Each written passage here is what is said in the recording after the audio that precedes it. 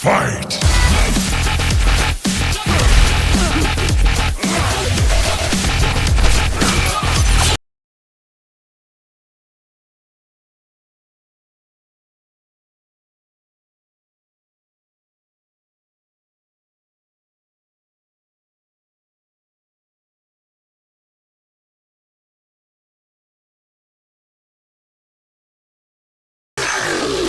Mortal Kombat. E aí, aqui é o Zangado hoje de Sagas, e a saga que volta pela última vez no canal, acompanhada de algumas informações nerds extras, é a tão aguardada conclusão da saga Mortal Kombat. Primeiro vídeo de 2013, jovens. Eu espero que todos vocês tenham tido um excelente Réveillon, que tenham curtido as festas com pessoas que vocês realmente queriam. Então vamos lá. Antes de começar, eu gostaria de dizer que é essencial que vocês tenham visto o primeiro e o segundo vídeo da saga. E por completo, hein? Caso contrário, vocês vão boiar totalmente nas informações desse vídeo. Pausa o que vocês estão fazendo nesse exato momento. Vão lá, prepara um lanche reforçado, se acomoda, fica confortável e vem com o tio. No vídeo da parte 2, eu concluí falando sobre MK Deadly Alliance. Quando eu digo concluir, eu estou me referindo ao fato dele pertencer aos games principais. Eu sei que eu citei o spin-off e o crossover também. Então vamos lá pro próximo.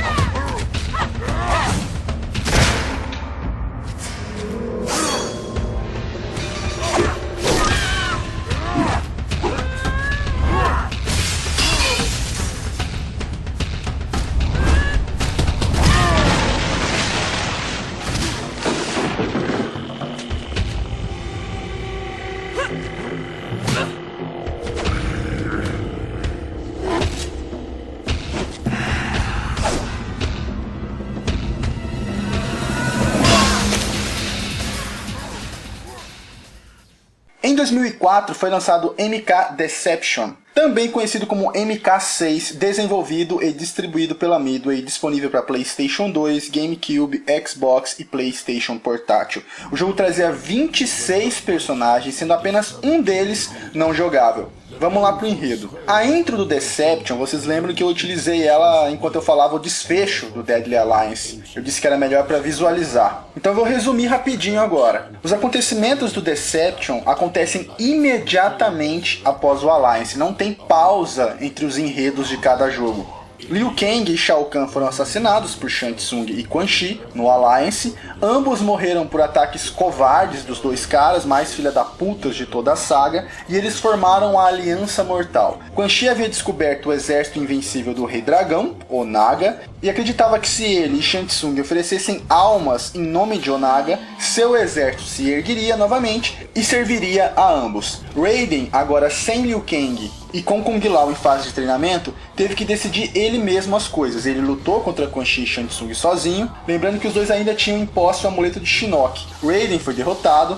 logo em seguida a filha da putagem falou mais alto e Quan Chi e Shang Tsung lutaram um contra o outro, para ver quem que ia comandar o exército de Onaga. Quan Chi venceu, mas antes que ele pudesse comemorar alguma coisa, na verdade não foi apenas o exército de Onaga que se levantou, o Rei Dragão se ergueu junto com eles. Onaga parte para cima de Quan Chi quando Shang Tsung e Raiden se levantam e os três atacam Onaga. Nada funciona, cara. Raiden usa seu último ataque, ele se suicida, liberando uma enorme quantidade de energia, matando ele, Quan Chi e Shang Tsung, porém não fez um arranhão sequer em Onaga, que agora tinha retornado junto com seu exército e ainda tinha um amuleto de Shinnok, ou seja, fudeu e fudeu gostoso. Agora vamos a informações novas. Onaga planeja dominar todos os reinos e se tornar soberano. Ele quer recolher os 6 artefatos dos Elder Gods, os Kamido-Gus. Já falei sobre eles no vídeo da parte 2. E com esses 6 artefatos fundir todos os reinos em apenas um. Vamos falando dos personagens para vocês entenderem qual foi o desfecho da história. Começando por Sub-Zero. Ele mudou bastante o visual de um game para o outro, mas tem explicação. Vocês lembram que ele havia sido convocado por Raiden mais uma vez para defender a Terra em Deadly Alliance. Mas acabou acontecendo aquele incidente com aquela vaca traidora da Frost. Mas pelo menos ela teve o que merecia, né? Depois desse incidente, Sub-Zero foi para o mundo externo e lá ele acabou descobrindo sobre a origem dele e do seu irmão morto. Ah, Zangado, Sub-Zero não nasceu no Reino da Terra, não? Sim, mas no primeiro vídeo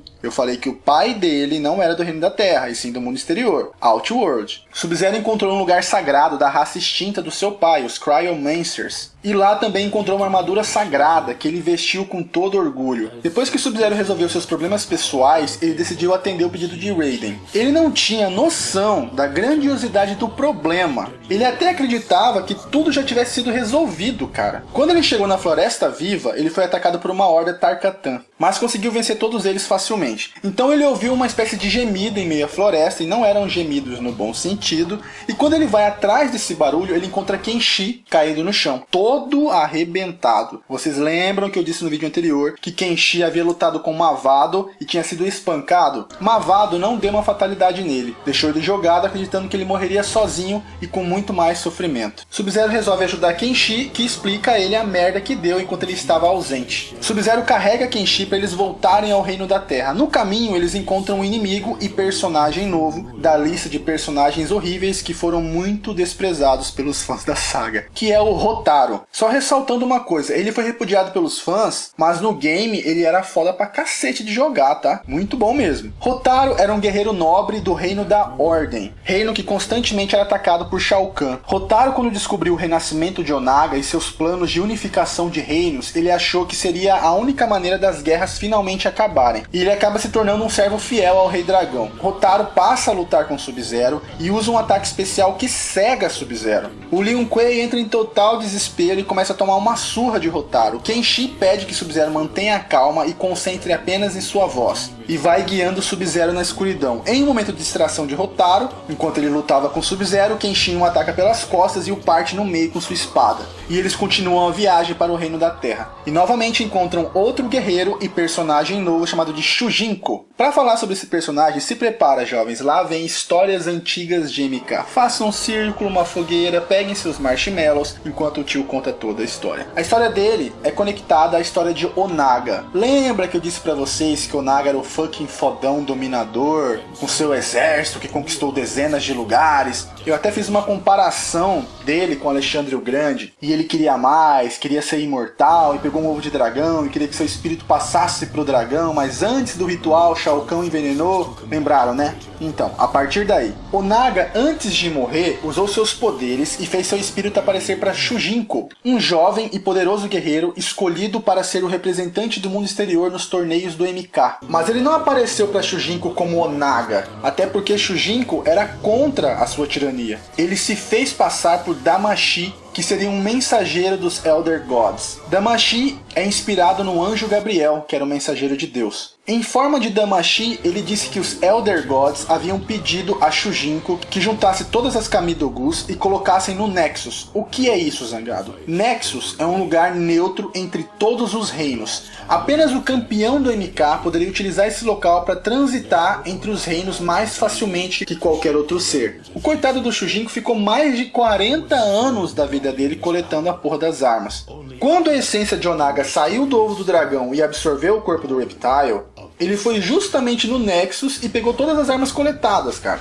Por isso ele estava tão forte. E venceu Raiden, Quan Chi e Shang Tsung e ainda pegou o amuleto de Shinnok. Aí fodeu ao cubo, jovem. Quando vocês viram a intro legendada da MK Deception no vídeo da parte 2, quem estava narrando aquela história era o Shujinko. Tanto que ele diz no final da CG que ele era um dos responsáveis pela volta triunfal de Onaga. E ele precisava consertar seu erro. Voltando para Sub-Zero e Kenshin, eles encontram o Shujinko, que revela seus planos de parar Onaga. Kenshin sente um enorme espírito guerreiro em Shujinko e meio que já fica fã do cara logo de primeira. E decide seguir Shujinko para ajudá-lo. Sub-Zero tem sua visão recuperada por Shujinko e segue sua jornada sozinho para voltar ao Reino da Terra. E essa jornada do Sub-Zero estava bem movimentada, hein? Porque ele encontrou mais personagens ainda. O encontro dessa vez, que vai ser muito foda, ele vai encontrar a Sarina, lembra dela? Em MK Mythology Sub-Zero, que pertencia à Irmandade das Sombras, servia Quan Chi, lutou com o Sub-Zero original, foi derrotada, o Sub-Zero poupou sua vida, lutaram juntos e venceram Quan Chi. Ela até fez planos de fugir com o Sub-Zero, tinha pintado um clima entre eles, mas na hora de ir embora, Shinnok apareceu e ela ficou pra trás. O primeiro Sub-Zero acreditou que ela tivesse morrido. Ela não morreu. Shinnok retirou a forma humana que ele havia dado a ela. Eu também disse isso pra vocês. que quando o Shinnok assumiu o Reino do Inferno, ele deu uma maquiada nas criaturas que viviam por lá. Pois então, ele retirou sua forma humana e a jogou nas profundezas do Reino do Inferno, lá no mesmo lugar onde os Onis ficavam, Moloch e Dramin. Com aquela confusão de Quan Chi fugindo de Scorpion e Scorpion enfrentando os Onis sozinho, ela descobriu o portal que Quan Chi e os Onis usaram para sair do Reino do Inferno e escapou também. Ela se auto-exilou enquanto descobriu um modo de recuperar sua forma humana. Quando ela descobriu, ela saiu à procura de Sub-Zero. Foi assim que ela encontrou o irmão de Sub-Zero. Depois de muita conversa, Sub-Zero diz a Sareena que se ela quiser, ela é bem-vinda aos Lin Kuei, por ela ter ajudado seu irmão no passado. Ela fica bastante feliz e aceita a proposta, e se une a Sub-Zero para voltar ao Reino da Terra. Passando próximo ao palácio de Shao Kahn, eles vão encontrar Noob e Smoke, que agora estavam juntos e são os subchefes do game. Essa união deixou muita gente confusa, cara, porque eu disse pra vocês no primeiro vídeo que Smoke sempre foi um guerreiro do bem, e mesmo em MK3, quando ele foi traído pelo próprio clã e transformado em robô, com a ordem de assassinar Sub-Zero, que era o seu melhor amigo, em meio à luta ele conseguiu recuperar sua memória e junto com Sub-Zero venceu Cyrax e Sector. E aí do nada ele aparece como vilão. É o seguinte, após essa luta que ele teve com Cyrax e Sector, cada um seguiu seu caminho. Smoke não voltou aos Lin Kuei, então ele acabou sendo capturado por forças de Shao Kahn e desativado. Seu corpo foi jogado nas masmorras do palácio de Shao Kahn e por lá ficou por anos. E Noob, enquanto espionava Shao Kahn para Shinnok, encontrou a carcaça de Smoke e usou uma nova tecnologia robótica alterando seu corpo e o reprogramou para ser seu escravo. Então Smoke não tem consciência do que ele está fazendo, mesmo com Sub-Zero implorando que ele recuperasse a razão. Sub-Zero pede para Sareena fugir e enfrenta Smoke e Noob sozinho. Ele luta bem graças ao amuleto do dragão, mas as coisas acabam complicando demais e ele é nocauteado. Noob ordena que Smoke o mate. Antes de Smoke o matar, Sareena volta e dispara uma enorme magia como distração, pegando Sub-Zero e fugindo. Quando Sub-Zero volta à consciência, ele está sozinho e não sabe o que aconteceu com Noob, Smoke ou Sareena. Sem entender, ele chega ao castelo dos Lin Kuei e para fechar com chave de ouro a sua mega jornada, ele encontra quem? Frost. Livre do seu túmulo de gelo, ela aparece no enredo, mas ela não tá no game, tá? Ela vendeu sua alma a Onaga em troca da ressurreição. Essa foi a gota d'água para Sub-Zero. Profundamente magoado, ele congela Frost novamente e a coloca em seu caixão de gelo, no mesmo lugar. Quando toda essa guerra acabasse, ela seria julgada por todos os Lin Kuei e teria a punição merecida. Scorpion. Em Deception, Scorpion foi derrotado pelos Onis e jogado no turbilhão das almas feito por Quan Chi, Shang Tsung e sendo dado como morto. Antes que o espírito dele fosse oferecido a Onaga, os Elder Gods interferiram e pegaram a alma de Scorpion. Após eles explicarem tudo o que havia acontecido, eles pediram a Scorpion que vencesse Onaga e o nomearam o campeão dos deuses. Scorpion havia feito muitas escolhas ruins, mas seus motivos sempre foram a morte de sua família. Seu coração em vida sempre foi bom e ele era digno e capaz de cumprir esse papel. Scorpion retorna e se junta a Shujinko e Kenshi para irem atrás de Onaga. Raiden, outro que apareceu com um look totalmente diferente. Você já deve estar se perguntando, porra, o cara não se matou para tentar vencer Onaga? O que ele tá fazendo aí? Então, sim, ele se matou. O que Raiden fez é considerado indigno para um deus. Por isso ele renasceu como um homem, um deus caído, corrompido. Raiden, mesmo caído, ele queria defender a Terra. A diferença é que agora ele não é um deus e seus métodos para defender a Terra não são mais puros, digamos assim. Ele encontra Shujinko bem antes do velho encontrar Sub-Zero e Kenshi. E Raiden o culpa pela volta de Onaga e o desafia para uma luta até a morte. Shujinko moe a cara de Raiden sem muita dificuldade e ainda poupa a sua vida. Raiden fica desesperado. Ele sabe que Onaga está ressuscitando os guerreiros mortos e os fazendo trabalhar para ele. Então ele vai até o túmulo de Liu Kang e invoca uma magia negra dos Necromancers, revivendo Liu Kang, mas revivendo entre aspas. O corpo se levanta, mas a alma de Liu Kang não retorna ao seu corpo. Ele vira um zumbi ambulante. Raiden não se importa e apenas ordena que Liu Kang mate Onaga, e o zumbi vaga pela terra matando todos que cruzam seu caminho. Raiden havia surtado completamente. Liu Kang. A alma de Liu Kang havia sido oferecida a Onaga, então ela estava no reino exterior. Liu Kang sabia que precisava defender o reino da terra e impedir que seu corpo causasse mais destruição. Foi quando ele encontrou Ermac, outro personagem que retornou com muito mais estilo. Eu disse para vocês no primeiro vídeo que Ermac é uma fusão de almas de guerreiros mortos, e ele era controlado por Shao Kahn. Quando Shao Kahn foi supostamente assassinado, Ermac finalmente estava livre, e ele vai até o Reino do Inferno para retirar as almas ruins do seu corpo. E quando elas são retiradas, ele cai enfraquecido e acaba sendo alvo fácil para qualquer Oni ou demônio naquele lugar. Shujinko e Kenshi o encontram caído. Shujinko possui uma esfera chamada de Esfera das Almas, que ele entrega para Ermac, para que assim ele proteja as almas boas do seu corpo. Ermac fica grato aos dois e dá a Kenshin o poder da telecinese. E é nesse momento que a alma de Liu Kang encontra Ermac e implora por ajuda. Ermac agora é um guerreiro do bem. Ele aceita que a alma de Liu Kang entre o seu corpo, dando assim todos os seus poderes e conhecimentos. Ermac agora fala por Liu Kang, e junto com Shujinko e Kenshi, vão os três atrás de Onaga. Johnny Cage e Sonya, eles não estão no game, só aparecem no enredo. Ambos foram ressuscitados por Onaga e estão servindo a ele agora. Eles encontram Shujinko, Kenshi e Ermac e lutam contra eles para poder proteger Onaga. Os dois são mortos novamente, mas suas almas são absorvidas por Ermac antes que o Rei Dragão pegasse novamente. Kitana. Quando Onaga voltou à vida, ordenou que suas tropas matassem Kitana, que estava nocauteada no chão. Logo em seguida, ele a ressuscitou como sua serva. Ela, junto com Johnny Cage e Sonya, atacaram os outros três. Ela também foi morta e sua alma absorvida por Ermac. Ela, assim como Johnny e Sonya, está no enredo, mas não no game.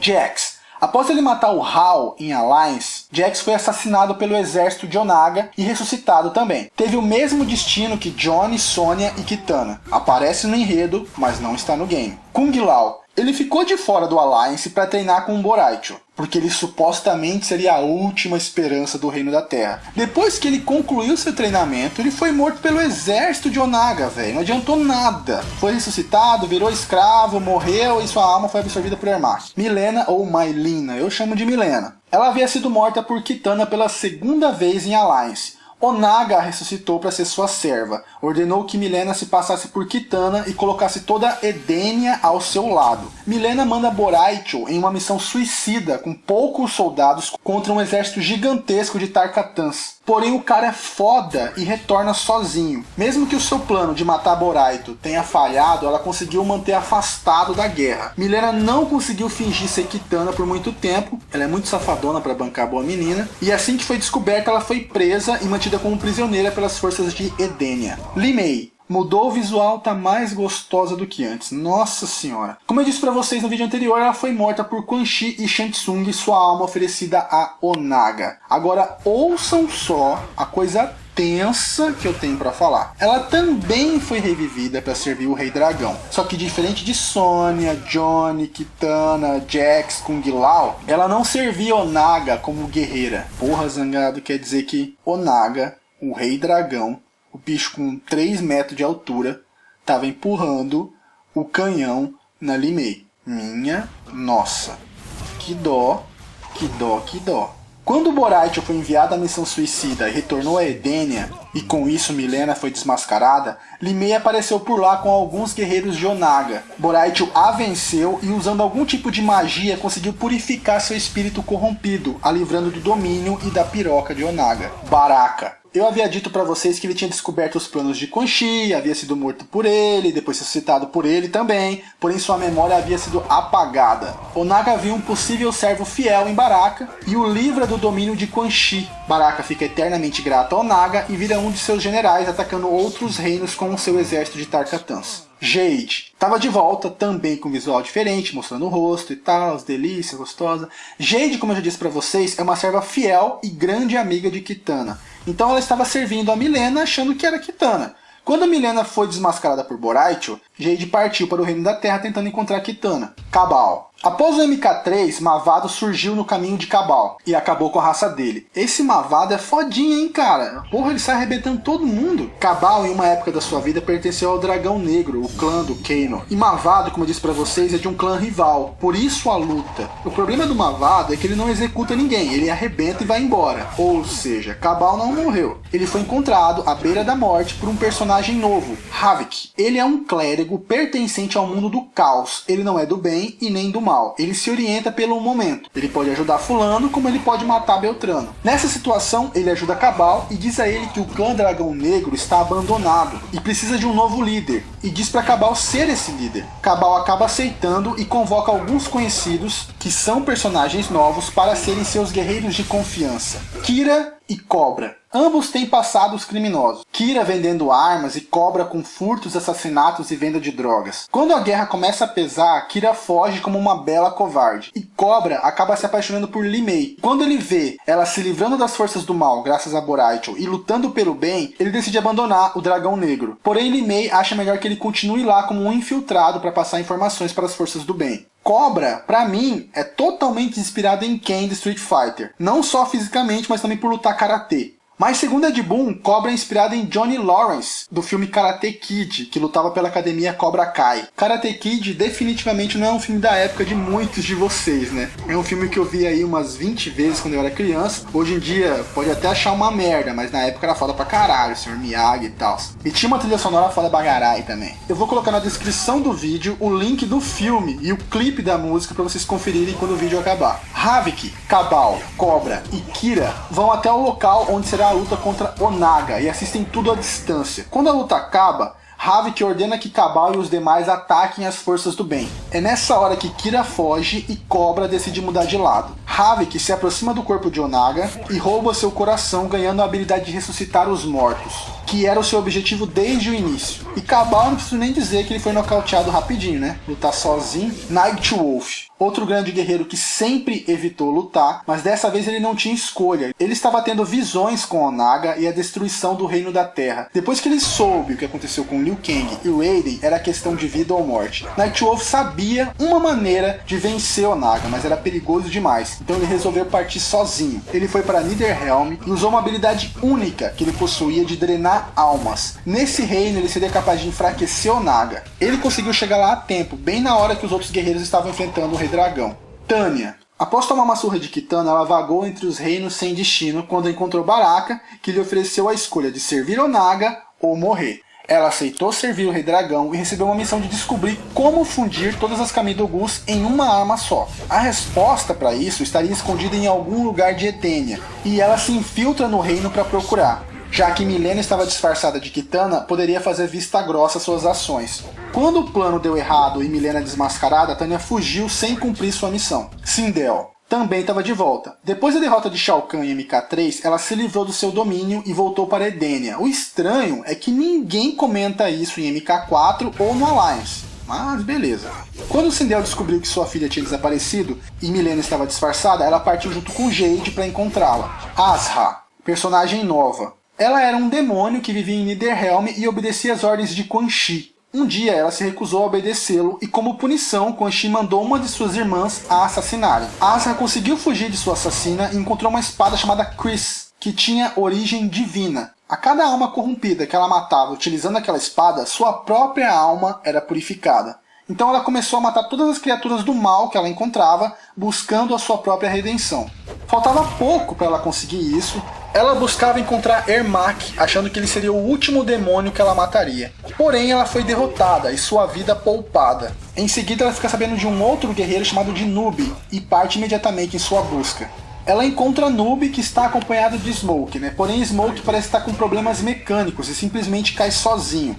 Asra luta com Noob e o mata. Sua alma é perdoada e ela é levada para algum lugar até então desconhecido. Darius, personagem novo e bem sem graça. Junto com Hotaru, foi mal recebido pelos fãs. Ele é um Seidan, pertencente ao reino da Ordem. Seidans se parecem com humanos normais, mas todos eles possuem poderes mágicos e vivem muito mais. O reino da Ordem é um mundo que se assemelha à ditadura. São leis rígidas, com penas de morte caso alguém as descumpra. Darius é contra esse regime e criou um grupo de resistência. Ele contratou outro personagem novo chamado de Dairo, também Seidan, para roubar o pergaminho da Ordem, contendo as leis daquele reino. A história de Darius e Dairo é muito dispersa da trama principal. Isso também justifica a rejeição aos personagens. Tá todo mundo falando de batata. E chega dois caras e perguntam cadê o feijão. Nada a ver. E por último, Shujinko, que eu já contei sua história, só falta contar o desfecho de tudo. Ele reuniu Kenshi, Scorpion, Ermac, Boraicho e Limei e destruíram todas as Kamidogus, enfraquecendo muito Onaga. Com Nightwolf drenando a alma de Onaga em Niederhelm, enfraqueceu ele ainda mais. Shujinko manda todos se afastarem e luta 1x1 contra Onaga e o vence. Mas antes de morrer, a alma de Onaga é enviada a Niederhelm. E como é que estava o jogo? Ainda em 3D, seguindo o mesmo estilo de jogabilidade que eu disse sobre o Alliance,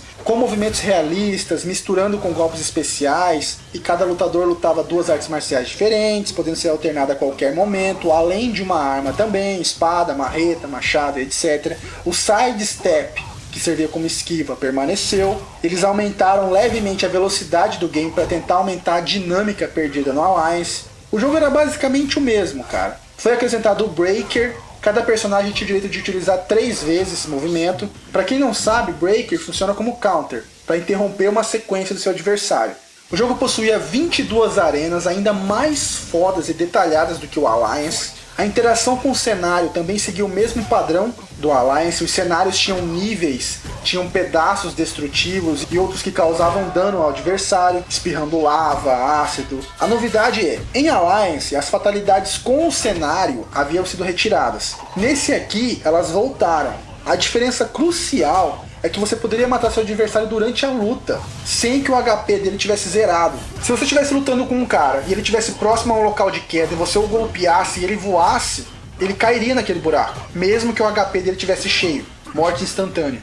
Em Alliance, os personagens tinham apenas uma fatalidade, agora cada um possuía 2, e foi acrescentado o Harakiri, que seria o suicídio. Quando alguém perde, ele fica esperando que seu adversário acabe com ele. Agora, se ele soubesse a sequência de botões do personagem, ele poderia se suicidar antes que o adversário desse a fatalidade nele. Ao meu ponto de vista, é muito idiota. Os minigames do game mudaram, foram retirados os Test Your Might e Sight, foram acrescentados o Puzzle Combat, que é um Tetris praticamente, com personagens do MK infantilizados. Na verdade é uma cópia do Super Puzzle Fighter do Street Fighter. E o outro é o Chess Combat, que é um jogo de xadrez com tabuleiro dos cenários do game. E as peças são os personagens. Você anda com eles conforme cada classe, e quando as peças se encontram em uma casa, uma luta é travada.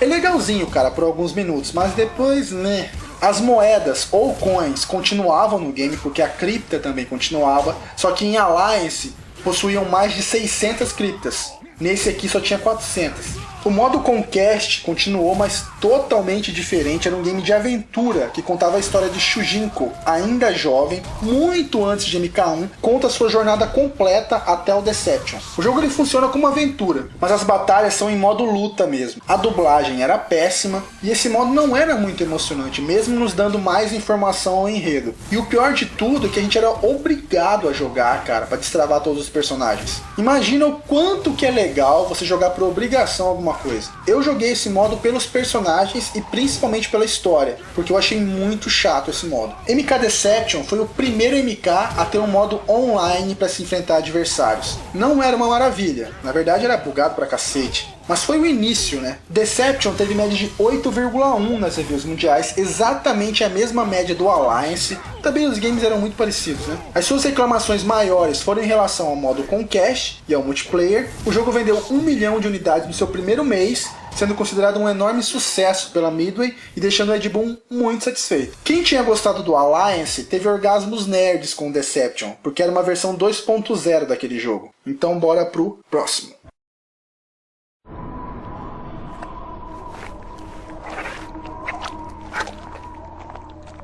There have been many powerful warriors throughout the millennia. But ages of mortal combat have begun to tear the fabric of the realms. The critical point has finally been reached.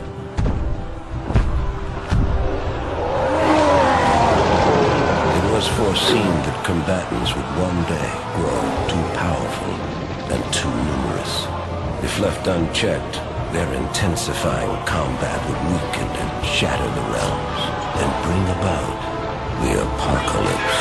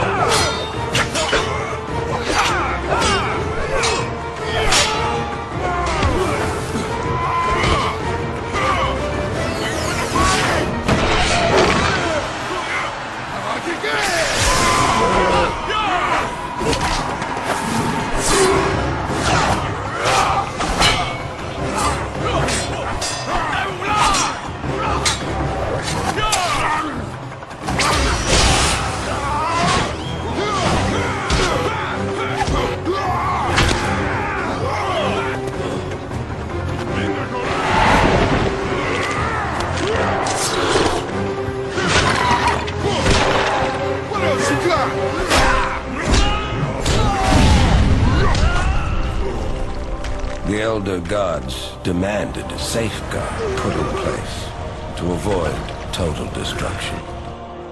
One that would make use of the combatants' insatiable bloodlust. Like moths to flame, they would be drawn to battle.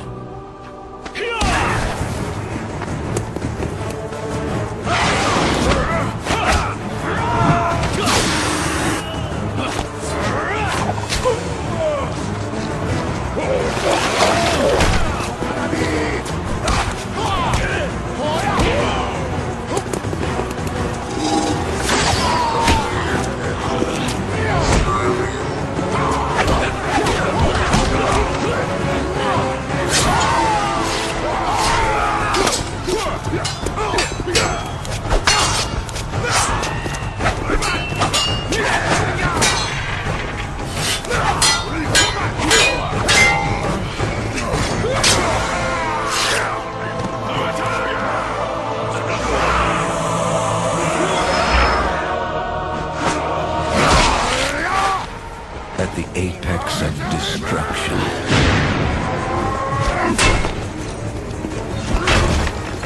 alliances will be broken.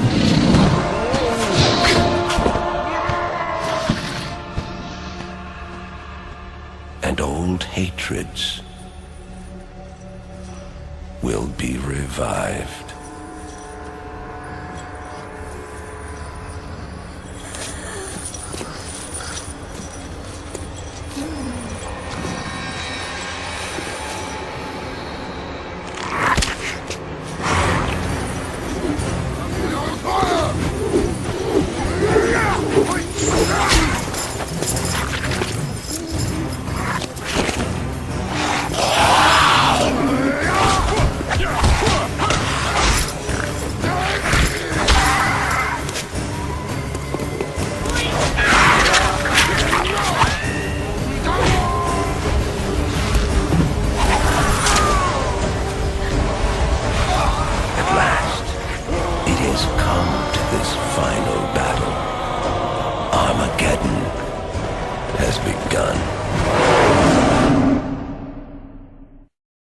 Em 2006 foi lançado MK Armageddon, desenvolvido e distribuído pela Midway, disponível para PlayStation 2, Xbox e Nintendo Wii. O jogo trazia 63 lutadores, cara. Nossa senhora, agora fodeu para explicar, mas vamos lá. Após a derrota de Onaga, os Elder Gods notaram que haviam muitos guerreiros poderosos em cada reino, e como a viagem entre os reinos estava facilitada agora, a destruição de todos os mundos era apenas questão de tempo. Os deuses sabiam que a hora da profecia tinha chegado. Esses acontecimentos já tinham sido profetizados com a profecia do Armageddon. Vamos lá, jovens, façam outro círculo, uma fogueirinha, peguem seus marshmallows que lá vem história antiga de MK novamente. Lá atrás, quando eu expliquei para vocês o surgimento dos reinos, lembram que os Elder Gods mataram o primeiro ser com as Kamidogus, cada arma caiu em um lugar e cada lugar se tornou um reino? Algum tempo após esse fato, o deus protetor de Edenia era Argus, que era casado com Delia, a Dama do Fogo. Ui, devia ser quente o negócio.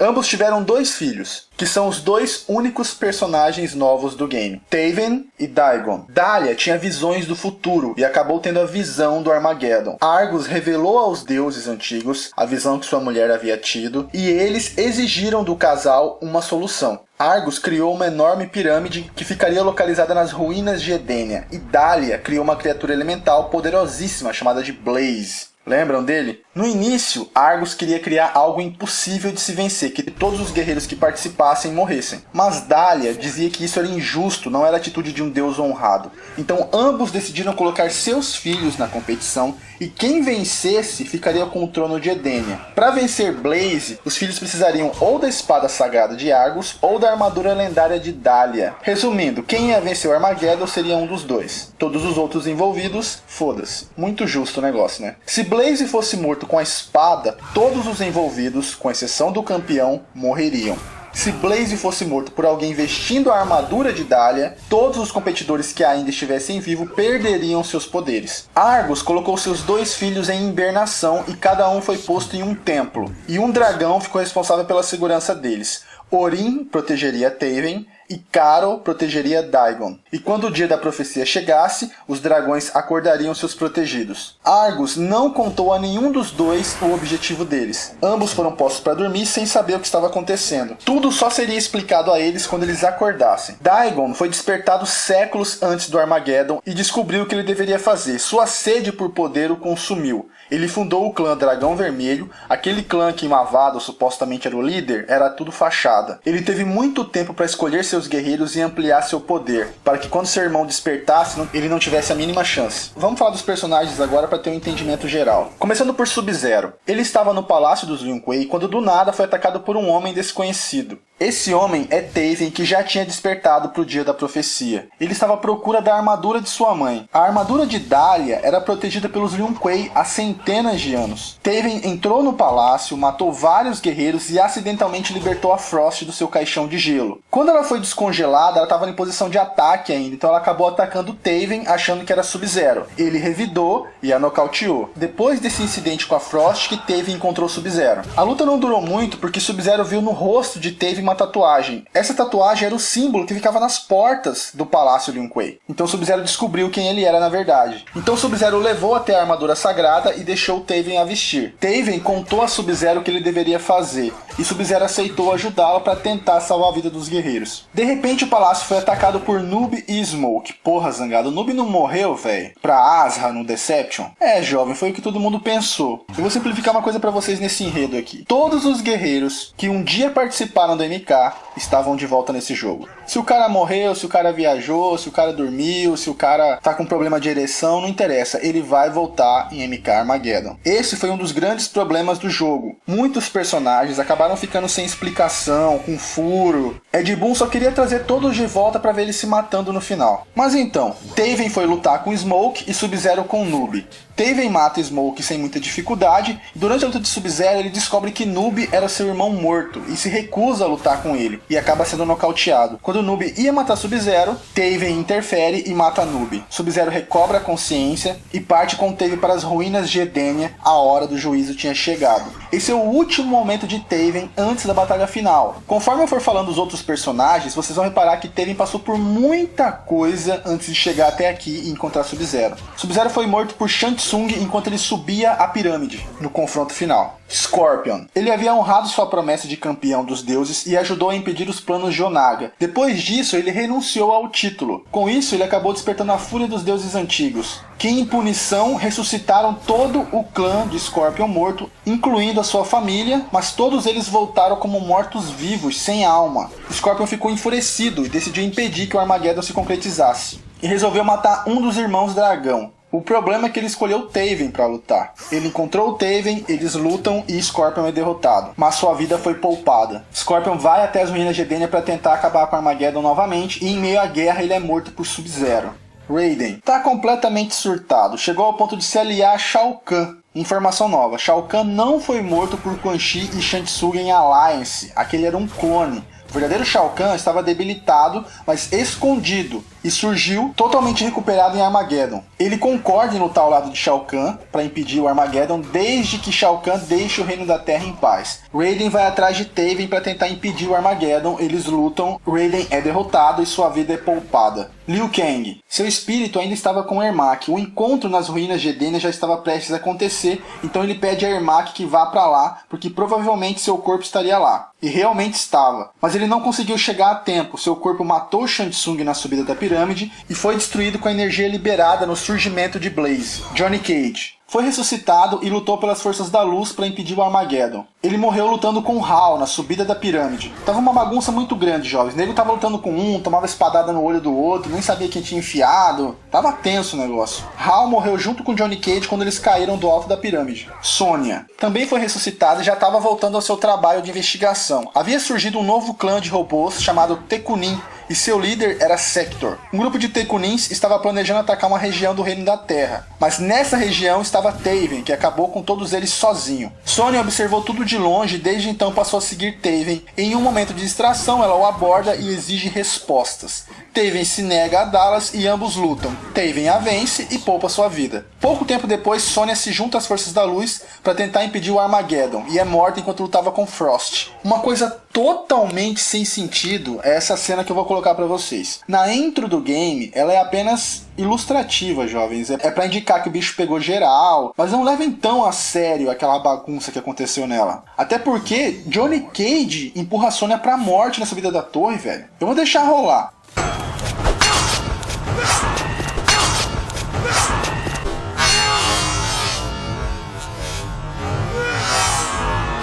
Nossa, mano.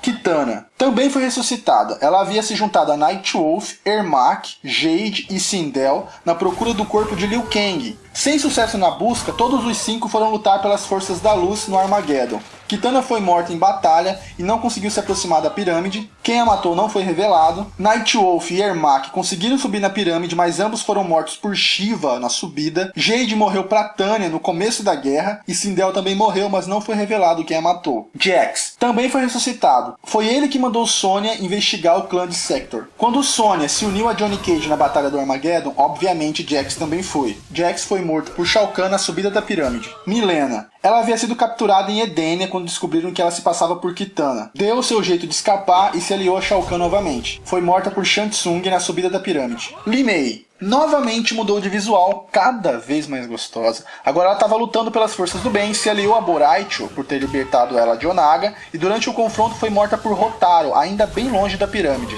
Hotaru foi ressuscitado, lutando em nome de Onaga. Na guerra foi morto por Taven, antes de chegar na pirâmide. Boraicho já tinha ouvido falar da profecia e todos os acontecimentos indicavam que ela era verdadeira. Acolheu Li Mei e a preparou até que o dia chegasse. Boraicho foi morto por Shiva na subida da pirâmide. Baraka. Quando Shao Kahn voltou, Baraka novamente voltou a servi-lo e participou do seu plano. Durante a guerra, Baraka foi morto por Kung Lao longe da pirâmide. Vocês estão percebendo que apesar do game ter mais de 60 personagens, a maioria deles não fez praticamente nada nesse intervalo de um game pro outro? O enredo de cada personagem tá mais ou menos assim, fulano foi ressuscitado ou não, foi até o evento final e morreu pra Beltrano. Por isso que eu disse que tá bem fraco o enredo. E isso pros que tem explicação, porque tem uns que nem isso tem, vocês vão perceber. Kung Lao foi ressuscitado e alertado por Johnny Cage sobre a luta final. Foi morto por Quan Chi ainda longe da pirâmide. Quan Chi foi ressuscitado e claro que diferente da maioria, ele não ficou sentado esperando o dia da luta, né? Quan Chi descobriu que se outra pessoa conseguisse matar Blaze, essa também ganharia os mesmos poderes e benefícios prometidos aos irmãos dragão. Então ele se alia a Shang Tsung, Shao Kahn, Shinnok e Onaga formando uma aliança, e que aliança? Quan Chi matou Orin, o dragão de Taven, na tentativa de impedir que ele despertasse, mas isso já tinha acontecido. Johnny Cage de alguma maneira descobriu os planos de Quan Chi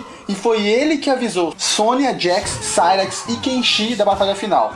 Quan Chi matou Kung Lao longe da pirâmide e Kenshi enquanto subia nela e foi morto por Shang Tsung. Cyrax havia conseguido retornar ao Reino da Terra muito danificado por ter se exposto ao calor intenso para pegar aquele orbe para Nitara. Jax e Sonya o acolheram e consertaram, quando receberam o aviso de Johnny sobre a batalha final. Cyrax foi morto por Shiva na subida da pirâmide. Shiva também, né, jovens? Matou meio mundo nessa bagaça, velho. Por isso que eu falo, tem que comer Shiva, velho. Ali tem potência. Shiva.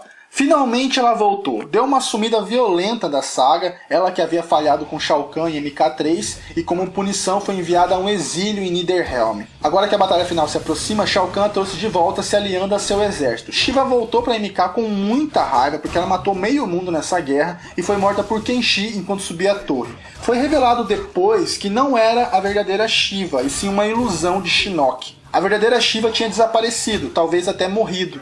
Kenshi, após a batalha de Onaga, voltou a trabalhar com Sonya, Jax e Cyrax e recebeu o aviso de Johnny e partiu junto com eles. Foi morto por Quan Chi na subida da pirâmide. Tanya foi obrigada por Onaga a participar da batalha final. Tanya morreu com o surgimento da pirâmide que a esmagou. Nossa, essa é sortuda, né? Cabal. Quando ele descobriu que um dos irmãos dragão era o fundador do clã Dragão Vermelho, Cabal achou que se procurasse o outro, no caso o Taven, o irmão mais velho, e o chamasse para entrar para o Dragão Negro, ele aceitaria. Taven viu que as intenções de Cabal eram más e se recusou. Cabal então ataca Taven e é facilmente derrotado, mas tem sua vida poupada. Taven é outro que só veio para espancar todo mundo, né? Cabal morreu para Striker na subida da pirâmide. Striker voltou com um visual medonho. O personagem foi deixado de lado muito tempo. Eu havia dito para vocês no primeiro vídeo que Striker não foi muito popular entre os fãs, e Ed Boon decidiu esquecer ele por um tempo. Como teoricamente era o último jogo, ele trouxe o cara de volta, só para ele morrer. Striker era um dos guerreiros da Terra e nunca mais foi citado por ninguém. Em MK Deception, ele aparece em Dark Prison.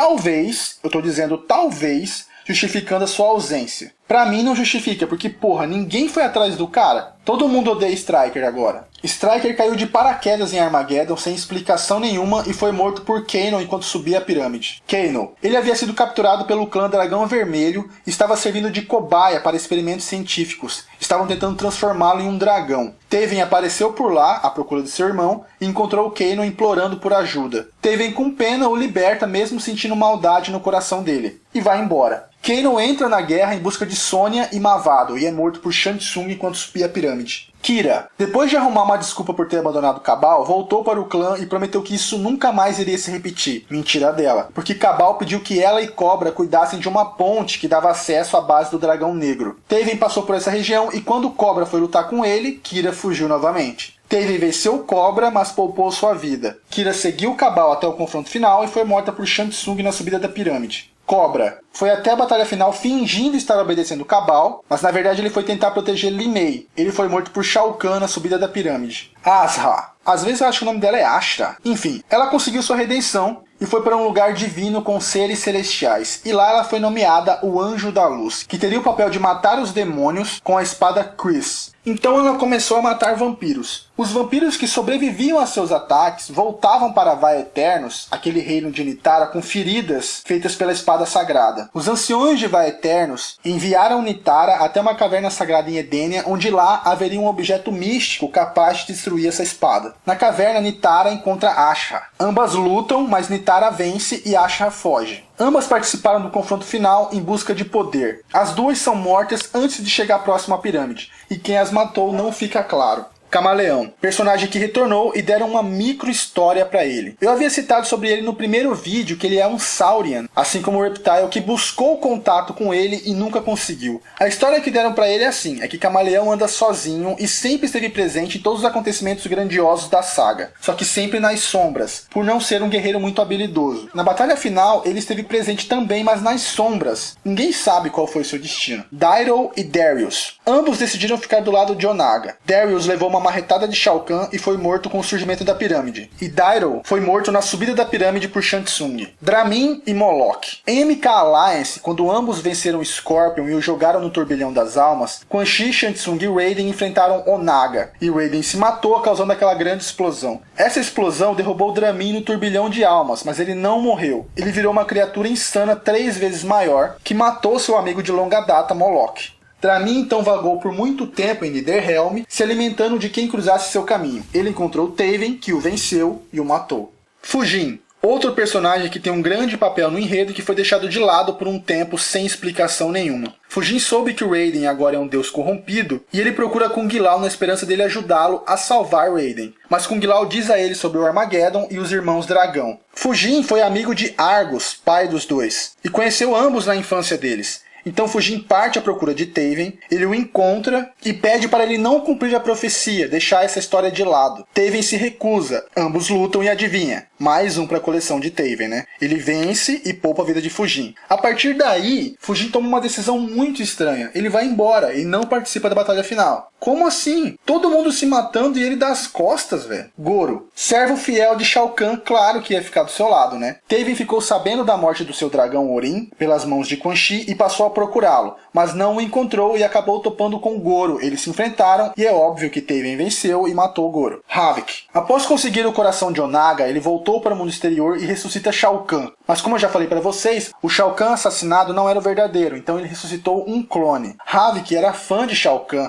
e queria o Imperador de volta. Taven ainda estava andando por Nidarhelm, onde ele tinha matado o Dramin, e é abordado por Havik, que o confronta e Taven o mata. Depois de um tempo, é revelado que ele não era o verdadeiro Havik, e sim uma ilusão criada por Shinnok. Havik, como não conseguiu reviver Shao Kahn, ele não soube o que fazer e fez a mesma escolha que Fujin e Camaleão, se escondeu. Jarek. Ele não morreu quando caiu do precipício em MK4, mas deixou todos pensarem que sim, incluindo seu clã Dragão Negro. Treinou bastante em busca de aperfeiçoar suas técnicas, mas não se sentia forte o suficiente para se vingar. Foi abordado por Quan Chi, que lhe ofereceu grandes poderes se lutasse pela força das trevas no Armageddon. Jarek aceitou e morreu esmagado quando a pirâmide surgiu. Kai voltou para tentar ajudar Liu Kang, lutou pelas forças do bem, mas foi um dos primeiros a morrer na batalha por sua inexperiência. Não se sabe ao certo quem o matou. Kintaro também era uma ilusão de Shinnok em campo de batalha. O verdadeiro Kintaro não foi ressuscitado. Mavado. Ele não foi morto por Johnny Cage, ele apenas ficou próximo da morte, mas sobreviveu. Retornou ao Palácio do Dragão Vermelho e recebeu ordens do seu mestre Daigon, que dizia que Taven iria atrás dele. Então mandou Mavado matá-lo. E é óbvio que Mavado não ia conseguir, né? Ele foi derrotado, mas antes de Taven o matar, ele consegue escapar. Na intro do Armageddon, nós vemos Mavado no meio da guerra lutando, cara. Mas segundo a história, ele não foi para o confronto final. Depois que ele perdeu pro Taven, ele fugiu e desapareceu. Mocap. É um personagem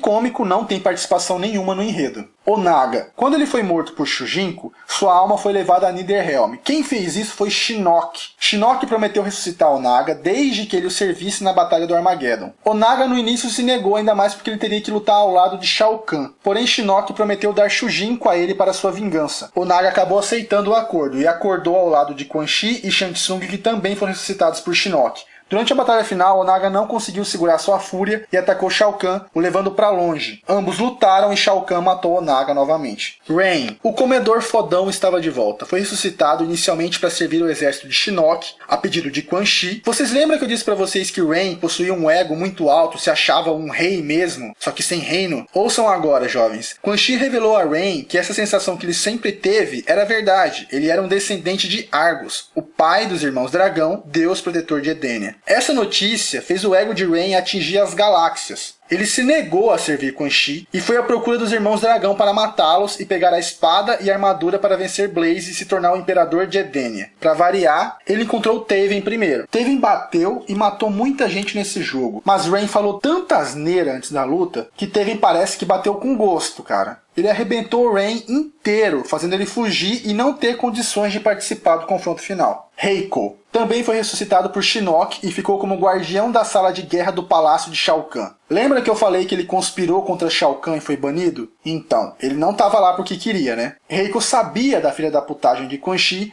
e o odiava por isso. Que mesmo traindo todo mundo por diversas vezes, as pessoas ainda faziam alianças com ele. Enquanto Reiko, que traiu Shao Kahn uma vez, nunca mais foi perdoado. E adivinha quem vai aparecer no caminho de Reiko?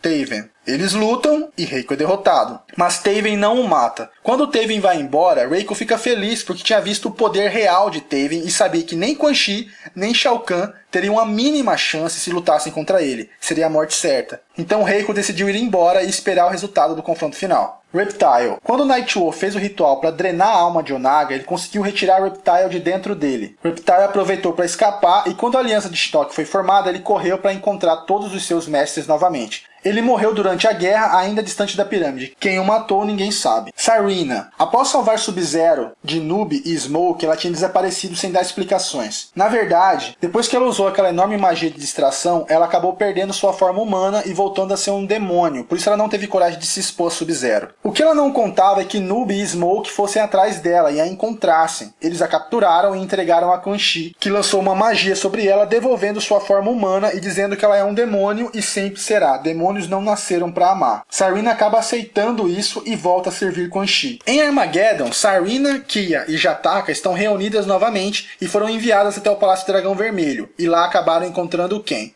Taven, que mata Kia e Jataka e poupa a vida de Sareena. Essa Sareena deve ter algum mel, não é possível. Sareena é abandonada por Taven nocauteada e acaba ficando de fora do confronto final. Sector fundou seu próprio clã de ninjas cibernéticos, Tenkunin. Ele ficou sabendo sobre os Irmãos Dragão e fez uma emboscada para pegar Taven, mas foi derrotado junto com seus guerreiros, o forçando a fugir com seu corpo todo avariado. Sector retorna para o confronto final em busca de poder e foi morto, não se sabe quem o matou. Shujinko. Após ele ter vencido Onaga em Deception, Shujinko passou a ser conhecido como um herói. Algum tempo depois ele foi atacado por um grupo de guerreiros que pertencia à guarda de Reiko. Então ele preferiu deixar ser capturado para saber o que estava acontecendo. Ele foi levado para Dark Prison e ficou sabendo que todos os inimigos ainda estavam vivos, incluindo Onaga. Taven apareceu por lá e libertou Shujinko. Shujinko disse a Taven que irá confrontar todos os inimigos sozinho, mas nem sequer apareceu no confronto final. Muitas coisas ficaram vazias nesse jogo. Tem tanto personagem no game que parece que conforme os caras foram escrevendo, eles foram ficando cansados e com preguiça. Se eu, que estou contando a história, já estou ficando rouco de tanto falar, você imagina os caras de criar, né? Quando eles estavam terminando de escrever, já estava assim, esse aqui roubou boné desse, esse aqui comeu a mulher daquele, esse aqui não pagou o aluguel. vai vencer Blaze e vender a armadura e a espada para pagar o aluguel. Já tava desse jeito o negócio. Motaro e Mitch estão no game, mas quem disse que deram motivo pros dois?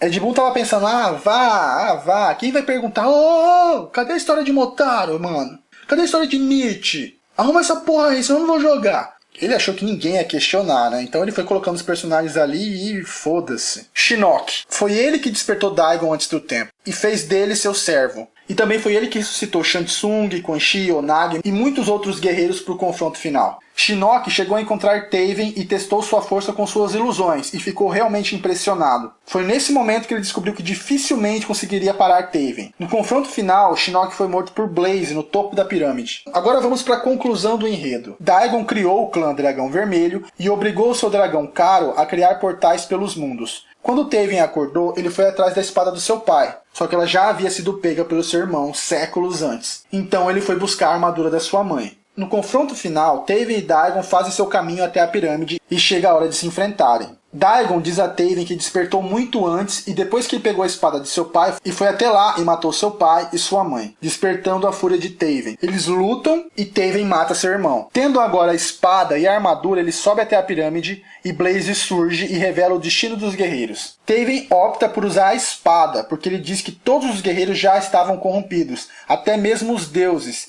e deveria ser feito um limpa para que novos surgissem. Ele mata Blaze com a espada e se torna o deus completo e protetor de Edenia e vai embora. Mas Blaze havia sido corrompido antes por servos de Onaga, e ao invés dos poucos guerreiros que sobraram morrerem, a força deles foi ampliada. Ninguém sabia quem eram os guerreiros sobreviventes. Isso só seria revelado muitos anos depois. Até que enfim eu terminei de explicar todo o enredo da saga MK.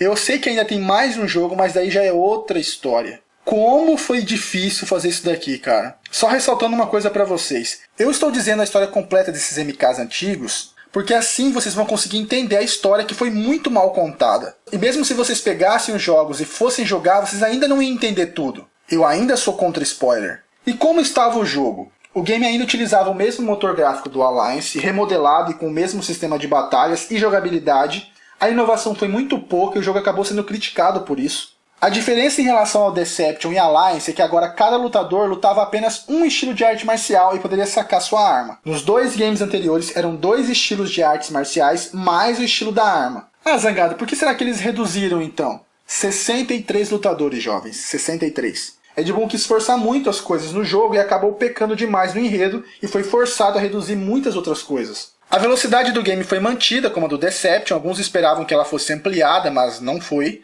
Outra novidade é que os agarrões poderiam ser direcionados. Dessa vez você não só pegava seu adversário e arremessava para o outro lado. Você poderia pegá-lo e jogá-lo para frente, para trás, para a esquerda, para a direita, explorando a profundidade do cenário. Os personagens ganharam mais golpes especiais, cada um recebeu pelo menos um golpe novo, mesmo os personagens mais antigos. Outra novidade é que os personagens poderiam trocar socos e chutes no ar. Vocês repararam na intro que Kung Lao e Baraka se enfrentam no ar por um instante, né? É para demonstrar que aquilo agora era possível no jogo. O game adotou, foda-se a física, mas beleza. No primeiro momento eu achei muito foda, mas depois de um tempo eu achei nada a ver, entendeu? Alguns personagens como o Rotaro apelam infinitamente em sequências aéreas. Esse lance aí foi só pra aumentar a apelação, cara, então eu não gostei muito no final das contas não. A última novidade, péssima por sinal, foi que os personagens não tinham mais suas fatalidades. Você tinha que criar sua fatalidade na hora. Você tinha um tempo para cada etapa da fatalidade. Eram possíveis 11 combinações de movimentos. Vou citar um exemplo. Primeira etapa, você vai lá e arranca o braço do cara. Segunda etapa, você vai lá e arranca a cabeça. Terceira etapa, você vai lá e arranca o torso. Se você não conseguisse realizar no tempo, o cara caía. Eu achei isso bizarramente horrível.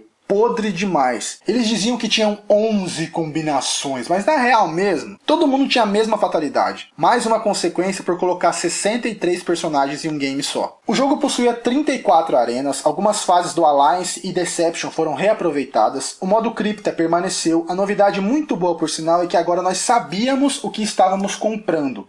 Antes você gastava suas coins e rezava para que saísse alguma coisa boa, agora não. Tá escrito o que você está destravando. Seja um personagem, uma roupa, um item, uma arte. Então você dá prioridade às coisas que você quer primeiro. O modo Conquest voltou, agora contando a história de Taven, em uma aventura onde as batalhas continuam sendo em formato de luta, mesmo do jogo, em rounds. A dublagem continuou péssima e sem emoção nenhuma, e para piorar, estava muito mais extenso que o Conquest anterior. Novamente, éramos obrigados a jogar inteiro para destravar os personagens. Outro modo que o game trouxe foi Crie Seu Lutador. Você poderia fazer seu guerreiro homem ou mulher, escolher sua raça, arte marcial, arma, poderes, além de ter 12 linhas para escrever a história do seu personagem para quando você fosse jogar online as pessoas pudessem ler. Existiam 14 classes e dezenas de itens e roupas que eram destravadas na cripta. Eu lembro que eu fiz um personagem legal na primeira, depois eu fiz uma versão zoada, eu até curtia, mas depois eu percebi que era meio desnecessário, né? Novamente os minigames do game foram substituídos, colocaram um motor combate, que era inspirado em Super Mario Kart, com 10 personagens do MK, podia ser jogado online ou split screen. Eu achava bom demais, cara. Cada personagem também tinha um ataque especial para sacanear o adversário. Foi um dos minigames que eu mais gostei, assim, do MK. Armageddon teve média de 7,2 nas reviews mundiais, acabou sendo muito criticado por furos e falta de explicação no enredo, modo Conquest enjoativo, sem fatalidades clássicas e um modo de criar personagem desnecessário. MK trilhou seu sucesso até MK3, caiu muito com MK4, voltou a subir com Alliance e Deception e despencou novamente com Armageddon. As vendas do jogo também foram baixas, anos de incerteza viriam pela frente e muitos já cogitavam que era o fim de tudo. Our story has ended. Centuries of battle, meaningless. Shao Kahn has consumed Earthrealm.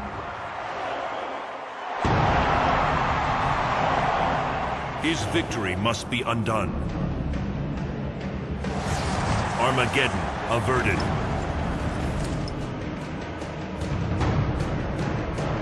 We will strike where he is vulnerable. The past.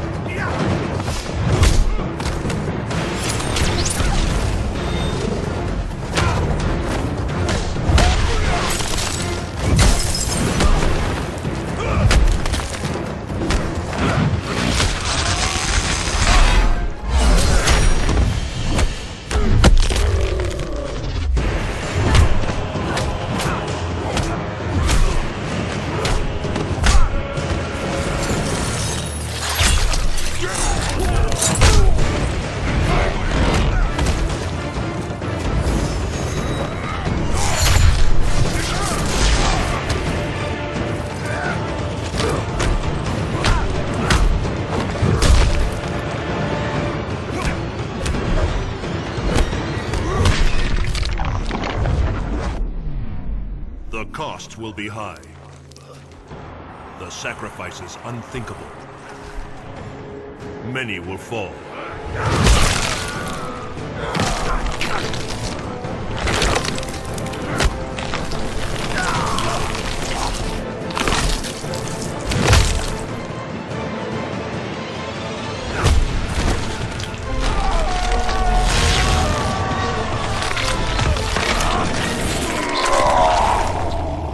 Our tale must be retold.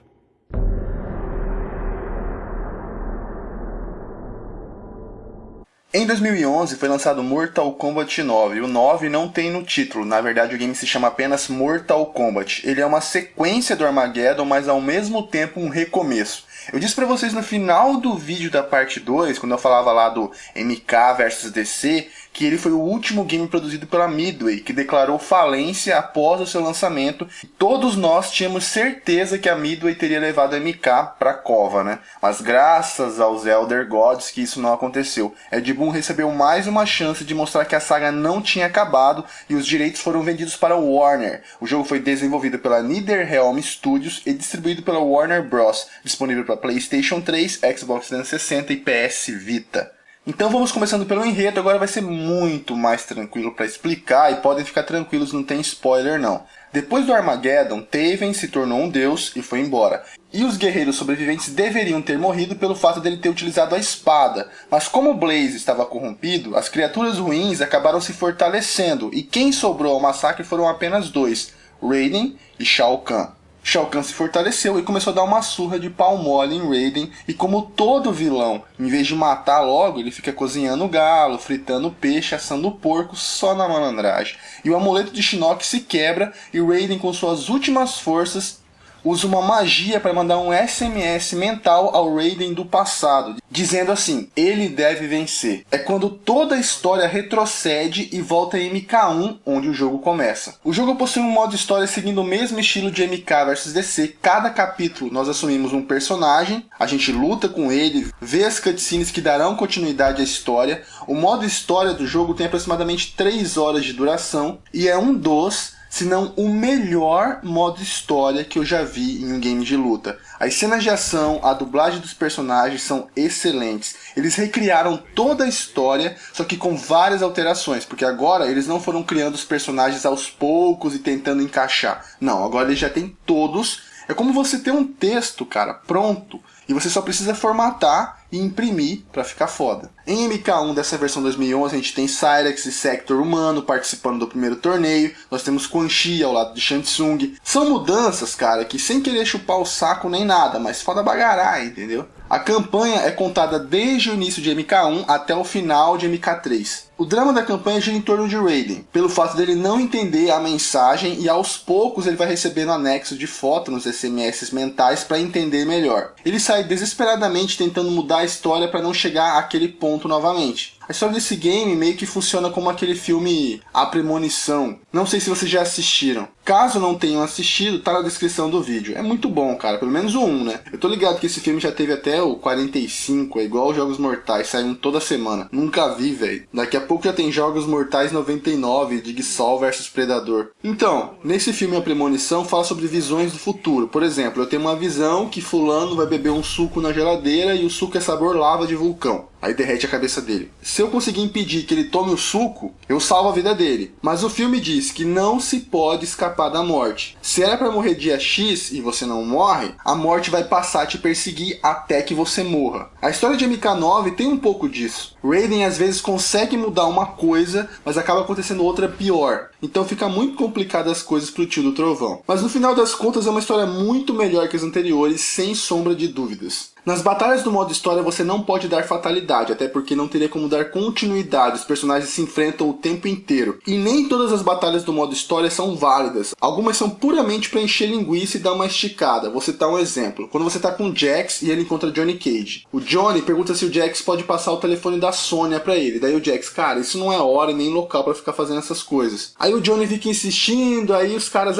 então bora brigar, entendeu? Tem dessas. E o melhor eu ainda não falei, o game veio com legendas em BR. Há erros grotescos na legenda, tipo, todo mundo já viu aquela cena da Sonya chegando no Jax e perguntando, você tá bem? E ele diz, eu tô ótima. Ou da Milena oferecendo um ursinho na torre de desafios pro Scorpion, a tradução diz que ela tá oferecendo uma camisola. Mas beleza, pra bom comedor meia foda basta. Além do modo história, o game também possui um modo arcade clássico, com a torre, até mesmo os finais com fotos e textos, para os mais nostálgicos, mas esses finais do modo arcade são todos alternativos. O jogo tem um gráfico muito bonito, muito rico em detalhes, não só na ambientação, que dá até arrepio de se ver as fases de MK1, 2 e 3 com os gráficos atuais. São 25 fases no total. A violência também. Quando a luta vai passando, os lutadores sofrem danos corporais, as roupas vão rasgando, espalhando sangue por todo o cenário. Essa novidade veio em MK vs DC e foi mantida. A água, o fogo, os raios, a lava, o ácido são muito bem feitos. A trilha sonora do game dispensa comentários. MK sempre deu muita atenção para a trilha sonora, isso já vem de berço já. O jogo funciona como 2,5D. Para quem não sabe, o game é totalmente em 3D, mas a jogabilidade é para os jogos 2D. Finalmente MK achou o caminho certo para isso. MK4 tinha sido feito dessa forma, mas ele era muito ruim, cara, não tinha nem como comparar. A jogabilidade é ótima, os controles respondem muito bem, o jogo é extremamente rápido, muito dinâmico, você pode combinar sequências de golpes normais com golpes especiais. O que eu não gostei foram algumas mudanças para se fazer os golpes especiais. Isso que eu achei bizarro. Como assim, Zangado? Eu explico. Quando você era criança e você jogou Street Fighter 2, foi lá, escolheu o Ryu e perguntou pro amigo do lado, como que dá poder? Ele vai te dizer, é meia lua pra frente com soco. Pronto. Você nunca mais vai esquecer. Você pode ter 45 anos, seu filho de 13 anos tá jogando lá Street Fighter 15, aí ele fala, senta aí pai, vamos jogar. Aí você senta, vai lá, escolhe Ryu, você não precisa nem perguntar, velho. Você lembra como se dá Hadouken. Agora, se você jogou MK1 com Liu Kang, aprendeu todos os poderes, daí você senta em MK9 e repete os movimentos, não sai nada. Mudaram tudo. Isso eu achei errado, entendeu? Mesmo um veterano em MK é forçado a ir no opções e ver a lista de movimentos. A lista de sequências eu até entendo, mas de golpes não, cara. Eu achei bobagem da parte dos caras. O game substituiu a barra do Rage criada em MK vs DC pela barra do X-Ray. Essa barra, quando ela enche por completo, você pode executar um movimento extremamente violento, onde ossos e órgãos de seus oponentes são destruídos e uma câmera de raio-x demonstra tudo nos detalhes. Essa barra de X-Ray pode ser gasta usando Breaker. Uma barra cheia de X-Ray dá o direito de 3 Breakers, assim como era em Deception. São 27 personagens no Xbox e 28 no PlayStation 3. Ué, Zangado, quem que é esse personagem a mais aí? Ah, você não sabe? Eu mostro pra você.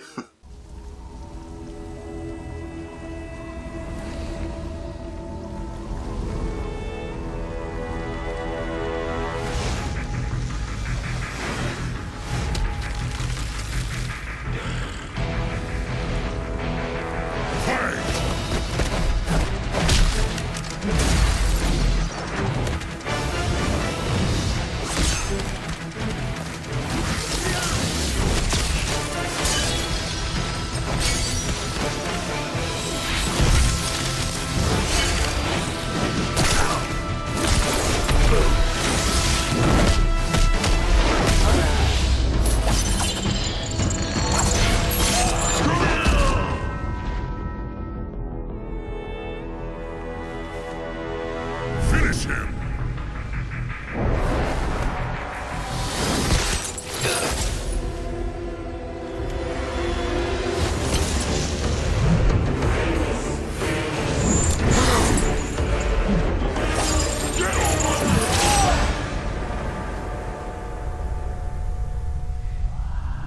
Isso mesmo, Kratos, e com a voz original e os golpes baseados nos movimentos do jogo, foda demais. Então são 27 ou 28 personagens sem as DLCs. As pessoas compram o jogo, daí vão lançando personagens para se comprar e depois vai lançar uma versão completa com todos eles, né? Entre os personagens da DLC a gente tem Fred Krueger, clássico dos filmes Trash, Rain, Kenshi e a saborosa da Scarlet. Essa Scarlet surgiu da mesma lenda urbana que Ermac em MK1. Ela era um erro que acontecia com a roupa de Kitana e aparecia em vermelho em MK2. Eu falei sobre esse lance de Ermac no primeiro vídeo, tá? Cada personagem possui 2 fatalidades e Babality. As fatalidades dos cenários estão presentes também. A violência das fatalidades chega a dar agonia, é extremamente brutal e extremamente massa pra caralho. O jogo trouxe a torre de desafios, que funciona como o primeiro modo Conquest, só que 1 milhão de vezes mais bem elaborado. Essa torre traz Test Your Might, Sight, desafios de luta como lutar com metade do HP, lutar envenenado, lutar de cabeça pra baixo,